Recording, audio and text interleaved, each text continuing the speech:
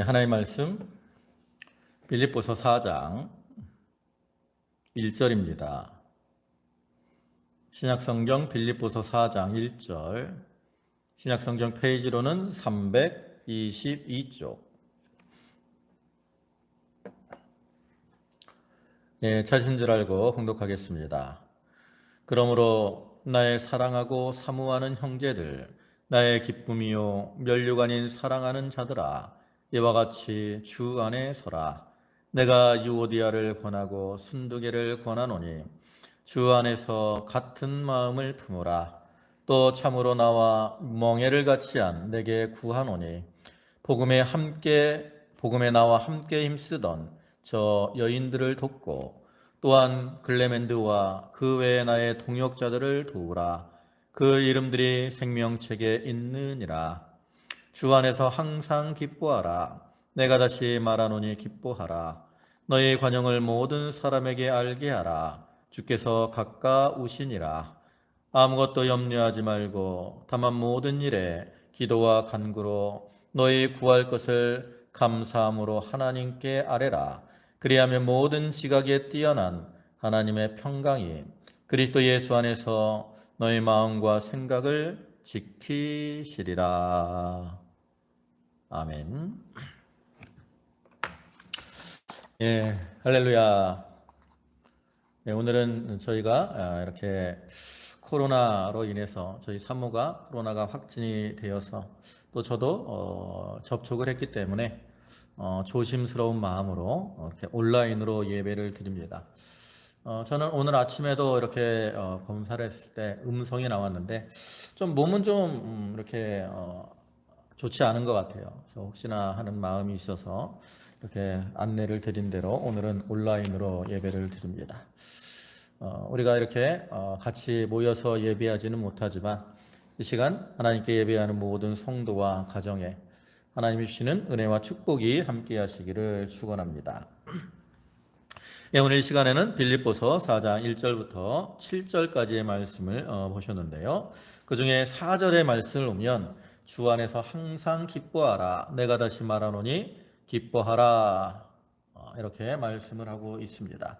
그래서 이 말씀을 근거로 해서 주 안에서 항상 기뻐하라 라는 제목으로 함께 은혜를 나누고자 합니다. 우리가 성경을 보면 총 66권의 성경이 있는데 각 성경들은 하나님께서 그 기자들을 통해서 기록하신 목적이 있습니다. 그래서 이 빌립보서, 오늘 본문인 이 빌립보서에도 바울이 그것을 기록한 목적이 있다라는 거죠. 그럼 빌립보서의 목적은 무엇일까? 전에도 여러 차례 말씀을 드렸듯이 빌립보 교회 안에 여러 가지 문제들이 있었고 그로 인해서 교인들이 염려와 근심 가운데 살아가고 있기 때문에 바울은 그러한 빌립보 교인들의 문제들에 대해서 이렇게 지적을 하면서 너희가 이러한 문제들을 다 내어놓고 너희 속에 있는 염려와 근심들을 다 주께 맡기고 이제는 주 안에서 기뻐하는 이러한 생활을 해라. 이러한 의도로 이 빌립보서를 기록을 한 겁니다. 그래서 이러한 빌립보 교인들의 모습처럼 오늘날 우리 성도들도 마찬가지죠. 우리가 삶 속에서 여러 가지 문제들을 만나게 되고 그로 인해서 염려와 근심이 들어올 때가 있는데 우리도 이러한 바울의 권면과 같이 자기에게 있는 이러한 염려와 근심들을 좀 내려놓고 기뻐하는 이러한 삶을 살아가야 됩니다. 베드로전서 5장 7절과 8절을 보면 이러한 말씀이 있습니다. 너희 염려를 다 주께 맡기라. 이는 그가 너희를 돌보심이라. 근신하라 깨어라. 너희 대적마귀가 우는 사자같이 두루다니며 삼킬 자를 찾나니 그랬어요. 여기 오면 우리 주님과 사단이 나오죠. 사단은 무엇을 위해 두루다닙니까? 삼킬 자를 찾기 위해서. 그러니까 사단은 우리에게 근심을 주려고 근심하는 자들을 삼키려고 두루다니고 있는 거죠. 반면에 하나님은 우리가 하나님께 염려를 맡기고 기뻐하는 이러한 삶을 살아가기를 원하고 계셔요. 그러니까 우리 성도들이 기뻐하는 삶, 이것은 하나님의 뜻대로 사는 삶이라는 거죠. 그래서 바울도 데살로니가전서 5장에서 항상 기뻐하라 이와 같이 우리에게 권면을 합니다. 그래서 우리가 오늘 본문의 말씀을 통해서 이 빌립보 교인들이 왜 근심을 하게 되었는가, 그 근심의 이유, 그리고 어떻게 하면 기뻐할 수 있는가, 그 기뻐할 수 있는 그 방법, 이런 것들을 좀 살펴보고 자기에게 있는 근심들을 내려놓고 참 하나님이 주시는 그 기쁨을 받아서 주님 안에서 기쁨과 즐거움을 누리며 살아가는 그러한 성도들이 다 되도록 해야 되겠습니다. 전에도 말씀을 드렸지만 이 빌립보서를 보면 주 안에서라는 이러한 표현, 또 기뻐하라라는 말이 여러 차례 나온다고 제가 말씀을 드렸죠. 또 주 안에서, 또 예수 안에서, 이러한 표현은 한 18번 정도가 나옵니다. 그리고 기뻐하라라는 말도 18번이 나오죠.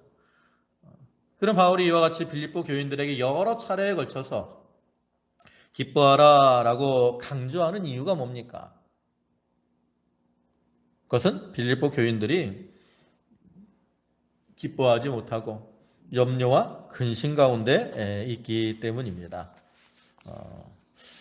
이 빌립보 교회는 참 하나님의 특별한 은혜로 세워졌죠. 이 빌립보 교회는 바울이 2차 전도 여행도에 세워진 건데, 사도행전 15장과 16장을 보면 이제 바울이 2차 전도 여행을 하는 내용이 쭉 나오죠. 그래서 2차 전도 여행을 출발할 때 그 마가 요한의 문제로 이 바나바가 갈라지게 되고, 그래서 바울은 실라를 데리고 이제 전도 여행을 떠납니다. 그래서 수리아와 길리기아 지방으로 가서 복음을 전하고, 그다음에 더 나아가서 더베 또 루스드라에 가서 복음을 전하고, 그다음에 그 지방의 여러 지역들을 돌아다니면서 그들의 믿음을 굳게 세우는 일을 하죠. 그리고 나서 바울은 이제 아시아, 지금의 터키 지역으로 가서 복음을 전하려고 합니다. 그런데 성령이 막으셔요. 그래서 할 수 없이 이제 부르기아 또 갈라디아 지방을 거쳐서 무시아에 이르게 되는데, 거기서도 또 터키 북쪽인 비두니아 지역으로 가려고 합니다. 근데 그때도 예수의 영이 허락지 아니하므로 이제 발길을 돌려서 두로와 항구로 가게 되죠. 그리고 바울이 거기에 도착했을 때 이제 한 가지 환상을 보게 됩니다. 그것은 뭐냐면 마게도냐 사람 한 사람이 나타나서 이곳으로 와서 우리를 도우라 하는 그러한 환상을 보게 돼요. 바울은 마게도냐로 가는 것이 하나님의 뜻인가 보다. 그래가지고 이제 마게도냐로 가게 되죠. 그래서 사모드라게에서 출발해서 네아폴리에라는 항구에 이르게 되고, 거기서 이제 도보로 빌립보로 가게 되는데, 이 빌립보에 대해서는 마게도냐 지역의 첫성이다라고 표현을 하고 있어요. 또 빌립보에 도착한 바울이 거기서 이제 여러 수일을 머물면서 복음을 전하고, 그를 통해서 이제 빌립보 교회가 세워지게 되죠. 근데 그 교회가 세워지는 과정도 보면 특별한 은혜 가운데 세워진다는 걸 알 수 있어요. 바울은 보통 이제 이 전도 여행을 가게 되면 보통은 유대인의 회당에서 먼저 복음을 전하곤 했습니다. 근데 이 빌립보에는 이 유대인의 회당이 없었던 것 같아요. 그래서 바울이 안식일에 기도할 처가 있는가 해서 강가로 나갔는데, 거기에 이제 여러 여인들이 모여서 아마 빨래를 하고 있었겠죠. 거기 있는 걸 보고 그들에게 복음을 전하게 됩니다. 그때 이 자주장사, 비단장서인 이 루디아라는 여인이 그 복음을 듣고 이제 마음을 열어서 바울을 영접하게 되고, 우리 집에 유하라 이렇게 강권함으로 이제 거기서 유하면서 복음을 전하게 돼요. 근데 바울이 이렇게 복음을 전할 때 그 한 귀신 들린 여자가 바울을 따라다니면서 바울에 대해서 이 사람들은 지극히 높은 하나님의 종으로 구원의 길을 너희에게 전하는 자다라고 이렇게 소리를 질렀어요. 근데 바울은 그것을 듣고 괴로워했습니다. 왜 자기를 증거하는데 이와 같이 괴로워했을까? 이것은 귀신 들린 여종이 말을 하니까 바울이 전하는 복음도 이 귀신의 말처럼 여겨질 염려가 있다라는 거죠. 그래서 이제 바울이 돌이켜서 그 귀신을 향해서 예수 그리스도의 이름으로 내가 명하노니 그에서 나와라. 이렇게 명령하게 되고, 그래서 이제 그 귀신이 이 여종에게서 나와서 이 여종이 나음을 얻게 됩니다. 근데 이렇게 여종이 치료된 게 얼마나 좋은 일이에요. 근데 여종의 주인들은 그로 인해서 이제 바울을 고소하게 되죠. 왜냐하면 이 여종이 귀신 들려 있을 때 점을 쳐가지고 돈을 많이 벌어서 이제 주인들에게 줬는데, 이제 여기 귀신이 나가니까 그러한 이익의 소망이 끊어졌다라는 거죠. 그래서 그들은 물질적인 면만 생각하고 이와 같이 바울을 고소합니다. 그래가지고 이 사람들은 유대인인데 우리 성을 심히 요란케 하여 로마 사람인 우리가 받지도 못하고 행치도 못할 풍속을 전한다. 이렇게 고소를 하고, 그로 인해서 바울과 실라가 매를 맞고 착고에 차여서 옥에 갇히는 이러한 신세가 되죠. 근데 이렇게 그들이 옥에 갇혔을 때 바울과 실라가 뭘 합니까? 우리가 알다시피 그들이 하나님을 찬미하죠. 근데 이 찬미할 때 거기서 또한 하나님의 놀라운 역사가 일어나는 걸 볼 수 있습니다. 사도행전 16장 25절을 보면 한밤중에 바울과 실라가 기도하고 하나님을 찬송하며 죄수들이 듣더라 그랬어요. 여기서 놀라운 역사가 뭡니까? 찬미한 게 놀라운 역사인가요? 아니에요. 놀라운 역사는 뭡니까? 죄수들이 들었다라는 거죠. 여러분, 바울과 실라가 갇힌 것은 그 앞에 보면 깊은 옥이다라고 표현을 하고 있어요. 깊은 옥은 누가 갇히는가 하면 아주 흉악한 이러한 죄수들이 갇히는 곳입니다. 그러니까 그곳에 있는 죄수들은 어떤 사람이겠어요? 하나님을 믿는 사람이겠습니까? 또 그 사람들이 선하고 착한 이러한 사람들이겠습니까? 그것도 아닐 가능성이 많죠. 그들은 흉악한 죄를 짓고 옥에 갇힌 자들이기 때문에 아주 흉악하고 강팍한 이러한 사람들일 가능성이 많아요. 또한 그들은 옥에 갇혀 있는 상태이기 때문에, 여러분 옥에 갇혀 있으면 기분이 좋습니까? 옥에 갇혀 있으면 마음이 좋지 않죠. 그렇기 때문에 보통은 바울과 실라가 이렇게 찬양을 하면 그들이 화를 내면서 시끄럽다고 짜증을 냈을 가능성이 많아요. 그런데 여기 보면 누구도 바울과 실라를 향해서 화를 내거나 짜증을 내거나 하지 않고 그들이 찬미하는 소리에 귀를 기울이고 있었다라는 거죠. 참으로 놀라운 역사가 아닐 수 없습니다. 그뿐만 아니라 이제 그들이 찬미하고 이 죄수들이 들을 때 이제 또 거기서 큰 지진이 나고 옥토가 흔들리고 모든 사람의 메인 것이 풀리고 옥문이 열리는 이러한 역사가 일어나게 되죠. 보통 이런 일이 일어나면 어떤 반응들이 나타나겠습니까? 죄수들은 야, 기회다, 빨리 도망가야지 하고 어떻게 하든지 옥에서 나가서 도망을 가려고 했을 거예요. 그런데 우리가 그 뒤에 본문을 쭉 보면 죄수들이 어떻게 있습니까? 옥에 그대로 있어요. 이렇게 지진하고 요단이 나니까 간수들이 오잖아요. 근데 옥문이 열려 있다고. 그러니까 간수들은 어떻게 생각을 했어요? 야, 죄수들이 다 도망갔나 보다 하고 자기가 자살하려고 그랬다고. 왜냐하면 이 죄수가 도망가면 그 당시에는 이 간수가 죄수들의 벌을 대신 받는 그러한 상황이었기 때문에 간수가 자살을 하려고 그랬어요. 그때 바울이 그 간수를 향해서 뭐라고 합니까? 우리가 다 여기 있으니 내 몸을 상하지 말아라. 우리가 다 여기 있다. 죄수들이 하나도 도망가지 않은 거예요. 얼마나 놀라운 역사입니까? 이러한 역사가 일어난 걸 보고 이제 간수가 두려워서 바울 앞에 와서 선생들아, 내가 어떻게 해야 구원을 얻을 수 있습니까? 물어보게 되고, 바울이 그를 향해서 우리가 잘 아는 것처럼 주 예수를 믿으라. 그리하면 너와 내 집이 구원을 얻으리라. 이렇게 말을 하죠. 그래서 이제 간수와 그 가족들이 이제 복음을 듣고 세례를 받고 그리스도를 영접하게 되죠. 그래서 이러한 루디아와 이 간수의 가정을 통해서 이 빌립보 교회가 세워집니다. 그리고 이제 빌립보 교회는 비록 적은 수로 시작을 했지만 주를 열심히 섬기며 또 서로 봉사하고, 특별히 그들은 바울과 친밀한 그러한 관계를 가지고 있었어요. 그래서 그들은 바울이 어려울 때 바울을 도와줬습니다. 또 고린도후서 8장 1절과 2절을 보면, 형제들아, 하나님께서 마게도냐 교회들에게 주신 은혜를 우리가 너희에게 알리노니, 환난의 많은 시련 가운데서 그들의 넘치는 기쁨과 극심한 가난이 그들의 풍성한 연보를 넘치도록 하게 하였느니라. 그랬어요. 여기 마게도냐 교회, 바로 빌립보 교회를 가리킵니다. 빌립보 교회에도 외에도 베레와 데살로니가가 있지만 주된 교회가 어디야? 바로 빌립보 교회입니다. 그래서 그들은 환난을 당하고 참 극심한 가난 가운데도 있지만 이렇게 여러 차례 연보로 해서 바울을 도와주고 있었다는 거죠. 특별히 바울이 옥에 갇혔다라는 이러한 소식을 들었을 때 연보를 해서 에바브로 디도편에 보내고, 그래서 바울을 돕도록 해주었다라는 거예요. 이처럼 좋은 신앙의 모습을 가진 이 빌립보 교회였는데, 그들이 이제 자기들에게 닥친 몇 가지 이 일로 인해서 염려와 근심에 빠지게 되었어요.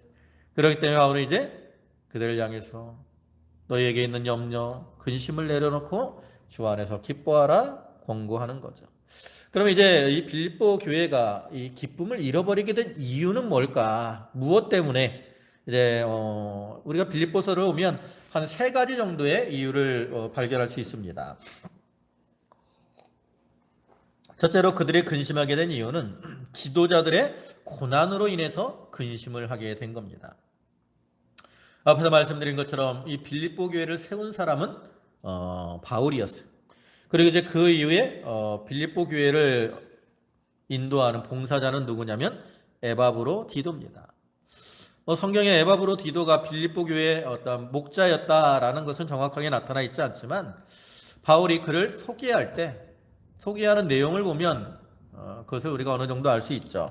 그래서 빌립보 2장 25절을 보면, 그러나 에바브로 디도를 너희에게 보내는 것이 필요한 줄로 생각하노니 그는 나의 형제요 함께 수고하고 함께 군사된 자요 너희 사자로 나의 쓸 것을 돕는 자라 그랬어요. 이 바울이 빌립보 교인들에게 에바브로들을 뭐라고 얘기해요? 나의 형제요, 또 함께 수고하고 함께 군사된 자며 너희 사자다라고 말하죠. 바울은 보통 자기의 동역자들을 소개할 때 함께 수고한 자라고 표현을 합니다. 고린도전서 16장 16절에서도 이 같은 사람들과 함께 일하며 수고하는 모든 사람에게 순종하라 그랬어요. 또 빌립보서 2장 22절에서도 디모데의 연단을 너희가 안하니 자식이 아버지에게 함같이 나와 함께 복음을 위하여 수고하였느니라 그랬어요. 그렇기 때문에 본문에서 바울이 이 에바브로 디도를 함께 수고하며 함께 군사된 자요 너희 사자다라고 표현하는 것은, 이 에바브로 디도가 바울과 같은 그러한 교역자로서 참 수고를 많이 했고, 특별히 빌립보 교회의 사자니까 빌립보 교회의 어떤 이 지도자로서 교인들을 인도하는 이러한 역할을 감당했다라는 것을 알 수 있죠. 그래서 이제 이 빌립보 교회에서 이 에바브로 디도를 앞에서 살펴본 대로 이 로마에 파송을 했습니다. 옥에 갇혀 있는 그 바울을 위로하고 물질로 돕기 위해서, 그러한 모습이 이제 빌립보 4장 18절에 나타나는데, 내게는 모든 것이 있고 또 풍부한지라 에바브로 디도 편에 너희가 준 것을 받음으로, 이와 같이 이 빌립보 교회가 헌금을 해가지고 에바브로 디도 편에 바울에게 보내서 바울의 부족함을 채워줬다라는 거죠. 그런데 그 이후에 이제 이 로마로 이렇게 파송이 됐던 에바브로 디도가 어떻게 됐어요? 병이 들었어요. 앞에 2장 26절과 27절 상반절을 보면, 그가 너희 무리를 간절히 사모하고 자기가 병든 것을 너희가 들은 줄로 알고 심히 근심한지라 그가 병들어 죽게 되었으나 그랬어요. 이와 같이 에바브로 디도가 병이 들었고 심지어는 죽을 지경이 됐다라는 거죠. 그래서 이를 볼 때 이 초기의 설립자인 바울은 로마 옥에 갇혀 있고, 또 그 이후에 자기들이 파송했던 이 지도자가 병이 들어 죽을 지경이 됐으니까 그 말은, 물론 우리 성도들이 지도자들이 어려움을 당할 때 그를 위해서 근심하는 것이 나쁜 건 아닙니다. 교인들은 이 교회 지도자들이 어려움을 만나면 함께 걱정하고 또 함께 기도해 주는 것이 필요하죠. 그러나 문제는 뭐냐면 그 근심으로 인해서 기쁨을 잃어버리게 되는 거라는 거죠. 또한 이 빌립보 교인들은 이렇게 지도자들이 고난을 당하는 모습을 보면서 이제 나도 그러한 고난을 당하면 어떻게 될까 하는 이러한 마음이 염려가 들어와서 아마도 더 근심을 하게 되었던 것 같아요. 그러나 이렇게 지도자가 고난을 당하더라도 그것이 복음을 위해 이해한 것이면 하나님의 뜻인 줄 알고 하나님을 의지하고 이겨내야 됩니다. 그렇지 않으면 염려와 근심에 빠지게 되는 거죠. 그 다음에 그들이 두 번째로 근심하게 된 이유는 뭐냐면 율법주의자들로 인해서 근심에 빠지게 된 겁니다. 앞에 3장 2절과 3절을 보시면 개들을 삼가고 행악하는 자들을 삼가고 몸을 상해하는 일을 삼가라 그랬어요. 바울이 여기서 이 율법주의자들을 삼가라고 말을 하는데 그들에 대해서 세 가지로 표현을 하죠. 첫째는 개들이라고 표현합니다. 그러니까 이 개가 물고 뜯는 것처럼 이 율법주의자들, 진리를 물고 찢는 자들이기 때문에 이와 같이 표현을 한 거예요. 또 행악하는 자들이라고 말을 합니다. 여기서 행악하는 것은 믿지 않는 자들을 가리키는 게 아니라 악한 일꾼을 가리키는 거예요.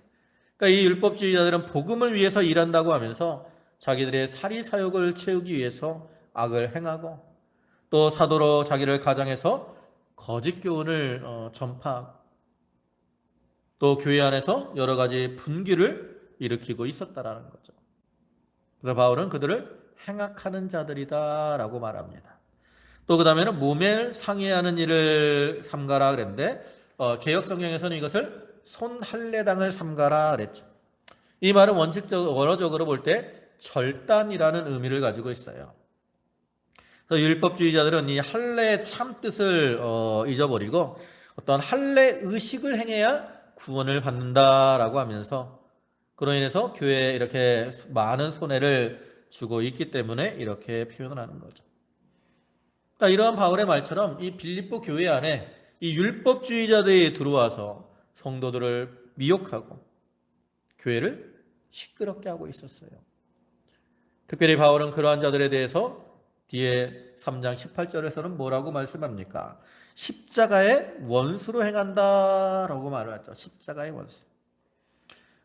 그들은 성도들을 미혹하고 교회를 어지럽혀서 하나님의 구원 운동에 손해를 주는 자들이기 때문에 그들을 십자가의 원수다라고 말을 하는데 이러한 십자가의 원수들이 나와서 교회를 회방하니까 빌립보 교인들은 그들과 어떤 싸움, 선한 싸움을 싸우는 가운데서 기쁨을 잃어버리고 이제는 근심에 빠지게 되었다라는 거죠. 우리가 오늘날 이 세상을 살아가면서 우리는 믿음의 선한 싸움을 싸워야 된다라고 하는데 우리가 선한 싸움을 싸우는데 너무 집중을 하게 되면 잘못해서 마음의 평강과 기쁨을 잃어버리게 되는 경우가 있어요. 우리가 요한계시록 2장과 3장을 보면 소아시아 7교회가 나오는데 그 중에 에베소 교회의 모습에서 그러한 모습을 발견할 수 있죠. 요한계시록 2장 2절부터 보면 내가 내 행위와 수고와 내 인내를 알고 또 악한 자들을 용납하지 아니한 것과 자칭 사도라 하되 아닌 자들을 시험하여 그의 거짓된 것을 내가 드러낸 것과 또 내가 참고 내 이름을 위하여 견디고 게으르지 아니한 것을 아노라. 그러나 너를 책망할 것이 있나니 너의 처음 사랑을 버렸느니라 그랬어. 여기 보면 에베소 교회가 참 악한 자들을 용납하지 않고 또 자칭 사도라 하되 아닌 자들을 시험하고 그들과 선한 싸움을 싸우는 일을 잘했는데 그로 인해서 무엇을 잃어버렸습니까? 처음 사랑을 버렸다 라고 말을 하죠. 이처럼 이 싸우는 일에 우리가 집중을 하다 보면 주로 판단하고 비판하는 이러한 일에 몰두하게 되는데, 이렇게 사람을 판단하고 비판하다 보면 마음속에 뭐가 사라져요? 기쁨을 잃어버리게 되는 경우가 많아요. 그러니까 우리가 선한 싸움을 잘 싸워야 되지만 무엇보다 자기의 심령 속에서 우리가 기쁨을 잃어버리지 않도록 늘 조심해야 됩니다. 그 다음에 세 번째로 이 빌립보 교회가 염려하고 근심하게 된 이유는 교회 안에 있는 다툼과 분쟁 때문입니다. 앞에서 쭉 말씀드린 대로 빌립보 교회는 참 봉사 또 섬기는 일을 잘하는 교회였어요. 바울은 그들의 봉사와 섬김을 통해서 위로를 받았고, 또 그들을 생각할 때마다 기쁨으로 하나님께 간구를 했습니다. 근데 그러한 빌립보 교회 안에 이제는 다툼과 분쟁이 일어났어요. 그로 인해서 기쁨을 잃어버리게 되었다라는 거죠. 이제 오늘 본문 1절부터 보면, 그러므로 나의 사랑하고 사모하는 형제들, 나의 기쁨이요 면류관인 사랑하는 자들아, 이와 같이 주 안에 서라. 내가 유오디아를 권하고 순두개를 권하노니 주 안에서 같은 마음을 품으라. 또 참으로 나와 멍에를 같이 한 내게 구하노니 복음에 나와 함께 힘쓰던 저 여인들을 돕고, 또한 클레멘드와 그 외에 나의 동역자들을 도우라. 그 이름들이 생명책에 있느니라. 여기 오면 이 빌립보 교회 안에 이 봉사를 잘하는 두 명의 여집사가 있음을 알 수 있습니다. 오늘날로 말하면 교회에서 여성교회장 또 봉사부장과 같은 이러한 직분에 있는 자들이라고 할 수 있죠. 그들이 누굽니까? 유오디아와 순두개입니다. 근데 그들이 이렇게 봉사를 잘하던 이러한 자들이었는데, 그들의 이제 그들 사이에 마음이 갈라지게 되었어요. 왜 마음이 갈라졌을까? 정확하게 나타나 있지는 않지만 우리가 앞에 나타난 모습들을 볼 때 교만함 때문일 가능성이 많습니다. 앞에 2장 3절과 4절을 보면, 아무 일에든지 다툼이나 허영으로 하지 말고 오직 겸손한 마음으로 각각 자기보다 남을 낮게 여기고 각각 자기 일을 돌아볼 뿐더러 또한 각각 다른 사람들의 일을 돌보아 나의 기쁨을 충만하게 하라.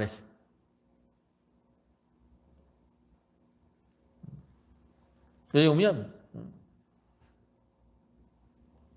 아무 일에든지 다툼과 허영으로 하지 말고 겸손한 마음으로 하라 그랬죠. 겸손한 마음.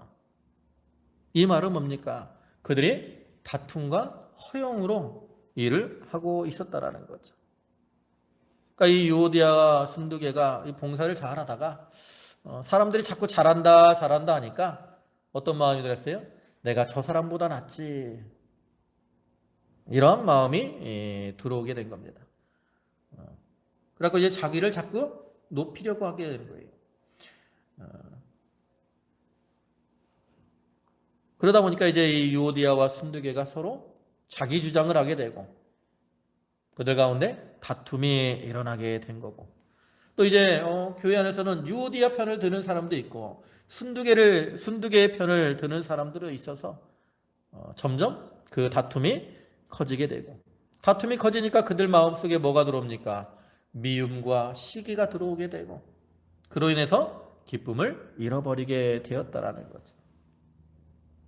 여러분, 사단은 어느 시대나 우리 마음속에 이 교만함을 넣어서 다툼과 분쟁을 일으킵니다. 우리가 태초에 아담과 하와가 범죄하는 그러한 모습을 봐도 하와가 왜 선악과를 따먹습니까? 하나님과 같아지려고 하는 그러한 교만한 마음을 품었기 때문이죠. 요셉의 형들이 요셉을 팔아먹죠. 왜 그들이 요셉을 팔아먹습니까? 요셉이 꿈을 꾸는데 자기가 형들보다 높아질 것이다 라고 그 꿈에서 이렇게 나타나거든요. 그러니까 형들이 그게 시기가 난 거예요. 네가 우리보다 높아져? 그래, 한번 높아져 봐라. 그래가지고 팔아먹은 겁니다.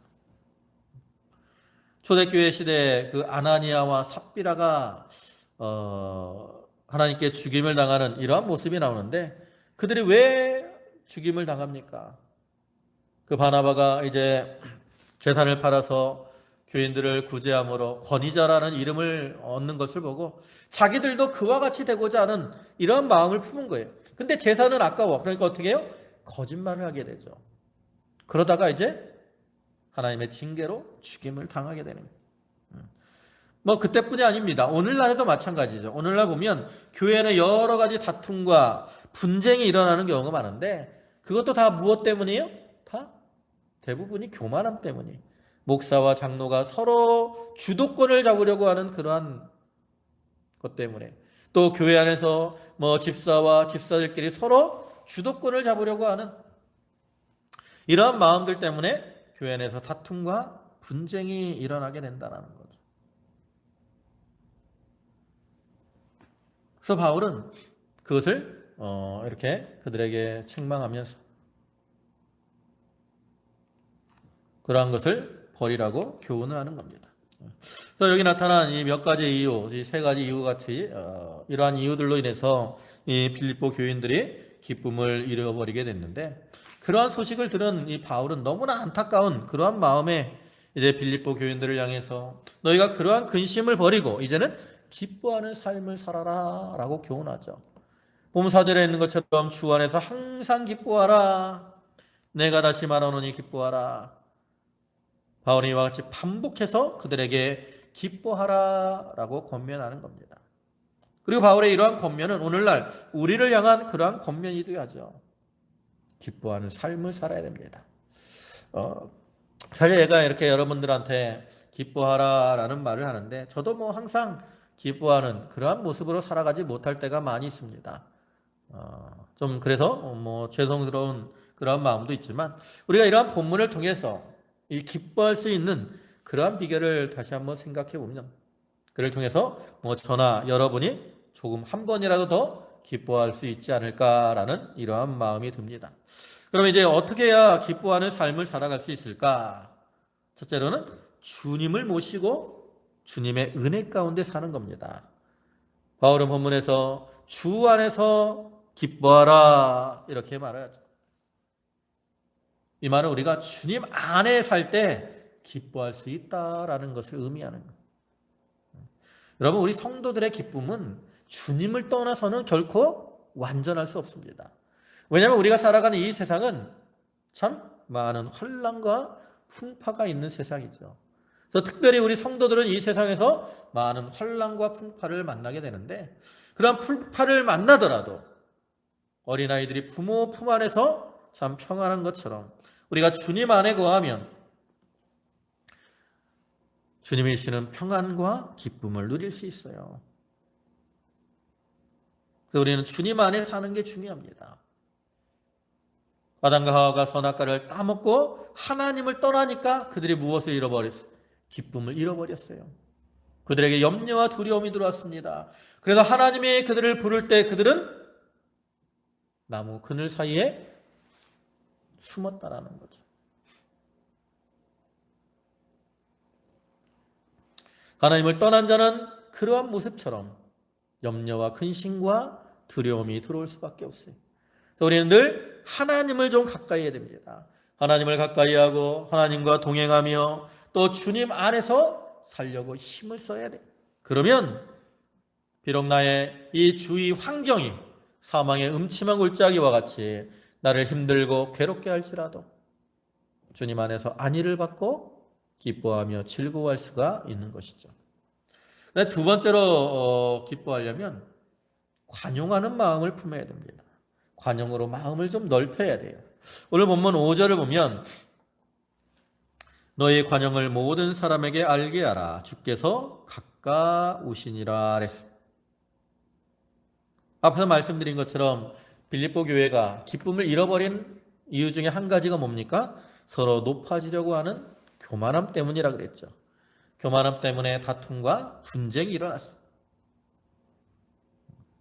여러분, 우리가 이 다툼과 분쟁을 하게 되면 우리의 마음이 어떤 상태가 되는 줄 아세요?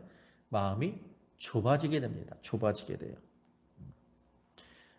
우리가 다툼과 분쟁을 하게 되면 우리 마음속을 누가 주장하느냐? 미움과 시기가 우리 마음을 주장하게 돼요. 그것이 우리의 눈을 가리게 됩니다. 이와 같이 미움과 시기가 우리의 눈을 가리면 시야가 어떻게 돼요? 좁아지게 된다고. 또 이 좁아진 시야로 무엇을 보게 되면 마음도 좁아지고 더욱더 어떻게 돼요? 미워하며 시기하게 된다라는 거죠. 우리가 다툼 이것을 어떻게 좀 줄이려면 어떻게 해야 됩니까? 자기의 마음을 좀 넓혀야 됩니다. 넓혀야 돼. 비록 다른 사람이 나에게 좀 잘못했을지라도 관용하는 마음을 품고 마음을 넓히게 되면 그 사람의 잘못이 용서가 되고 그로 인해서 다툼이 줄어들게 되죠.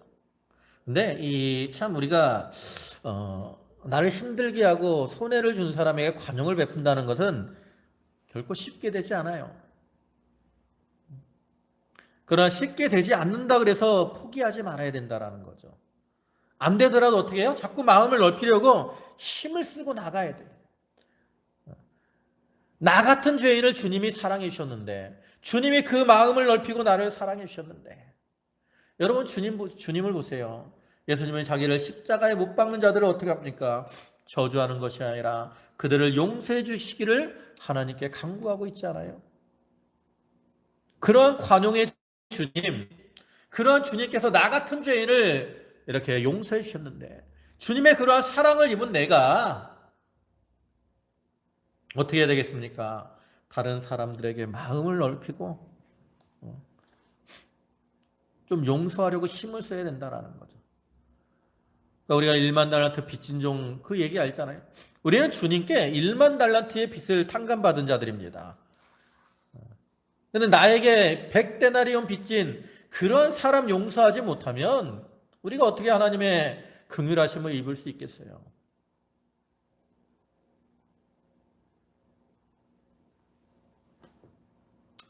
주님이 이 땅에 오셔서 관용으로 우리의 죄를 용서하신 것처럼 우리도 그러한 주님을 본받아서 관용으로 마음을 넓히고 그를 통해서 우리가 마음을 넓히면 넓힐수록 그 마음 속에 뭐가 들어와요?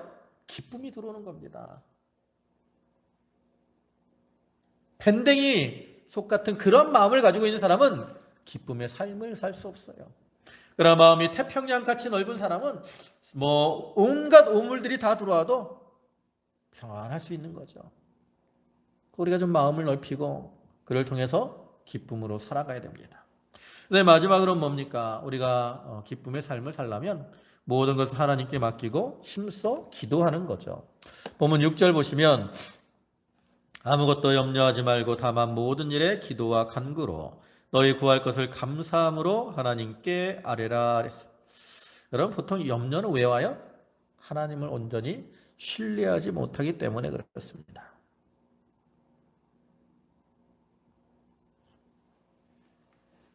우리가 하나님을 신뢰하는 사람은 하나님만을 바라보게 돼요. 그러나 염려하는 사람은 뭘 바라봅니까? 세상의 것을 바라보고 사람을 바라보고 물질을 바라보고 환경을 바라보고 거기에 걸려서 넘어지고 쓰러지게 되는 거죠. 찬송가 370장 2절을 보면 뭐라고 합니까? 그 두려움이 변하여 내 기도 되었고 전날의 한숨 변하여 내 노래 되었네. 여러분 우리의 두려움, 염려 변하게 하는 게 뭐예요? 기도라는 거죠.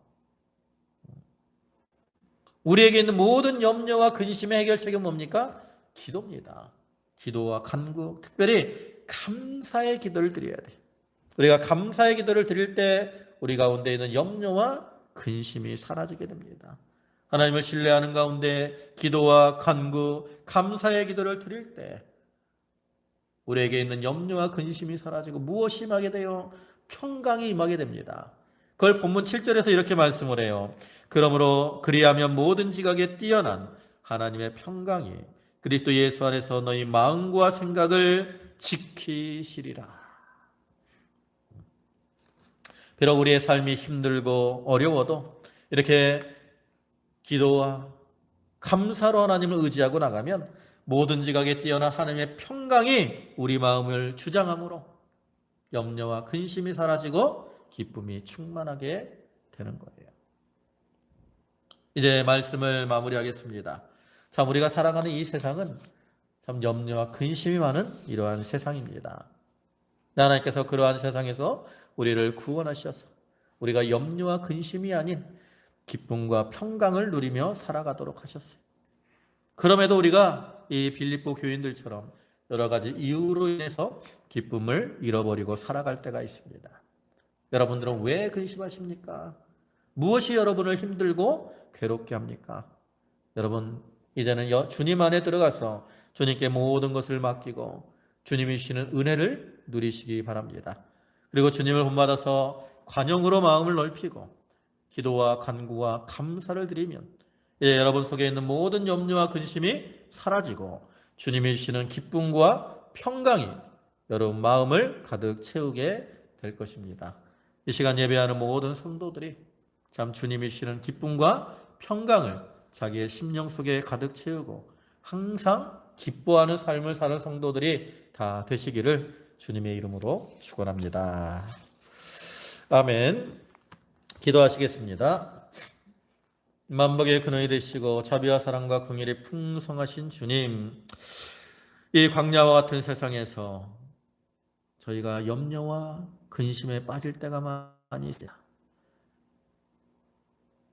빌립보 교인들이 참 지도자의 고난으로 또 이 율법주의자들의 회방으로 또 다툼과 분쟁으로 인해 기쁨을 잃어버리고 염려하며 근심한 것처럼 또한 우리의 삶 속에서도 닥쳐오는 여러 가지 일들로 인해 아버지 하나님 저희가 염려하며 근심에 빠질 때가 있지만 주여 이제는 모든 염려를 주님께 맡기고 주님을 의지하며 또한 우리가 마음을 관용으로 넓히고 모든 기도와 간구로 감사함으로 하나님께 아뢰므로 이제 모든 지각에 뛰어나신 하나님의 평강이 우리의 심령을 주장해서 아버지 하나님 그로 인한 기쁨과 즐거움을 누리며 살아가는 저희 모든 성도들이 되게 하여 주시옵소서. 아버지 하나님 이렇게 코로나로 인해서 참 이렇게 온라인으로 오늘 예배를 드립니다. 하나님 긍휼을 베풀어 주시고 속히 회복되게 하시고 나음을 얻게 하시고 이제 다시 주님 앞에 함께 예배할 수 있도록 은총을 더하여 주시옵소서.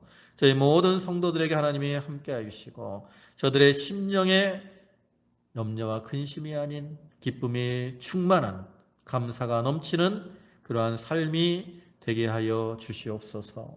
예수님의 이름으로 기도 올리옵나이다. 아멘.